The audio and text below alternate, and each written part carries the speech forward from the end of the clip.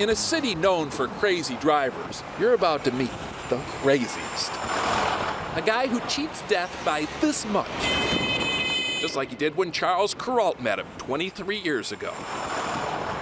You don't stop for red lights. I don't stop for red lights. You don't stop for pedestrians. I go against traffic, right?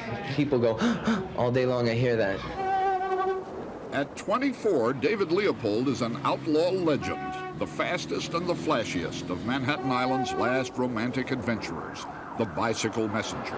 Hey, move over! He passes trucks, he passes buses, he passes mounted policemen as if they were standing still, and all taxicabs. I can ride between objects that leave me an inch and a half on each side. It's so technical, you know, it's like a surgeon's hand. Given this guy's cockiness and dare-devil-may-care attitude, Come on, man. I thought for sure he'd be roadkill by now.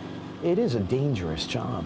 And yet, Go ahead. here he is. Only the strong survive. Now, at 47, he's got one gray hair for every near-death experience. The other really noticeable change is, if you strap a camera on him today, you'll see something in his riding that definitely wasn't there in the Kuralt footage. An actual modicum of common sense. Now David even stops for baby carriages. I'm cautious, yes, because I want my children to have a father and my wife to have a husband.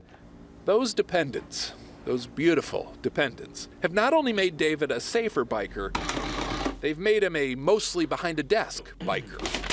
Only riding he does now is to work.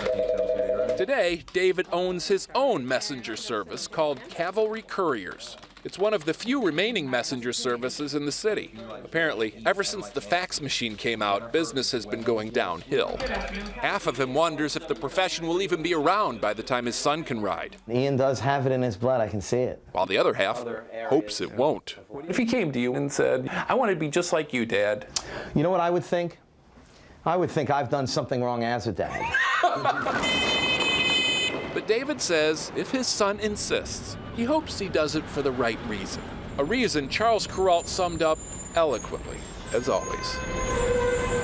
David's in it for the joy of passing everything that moves on the island of Manhattan, and of doing this one thing better than anybody else on the planet Earth.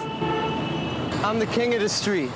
Charles Kuralt, I'm probably no longer king of the streets, but And Steve Hartman give it my best shot. on the road again in New York.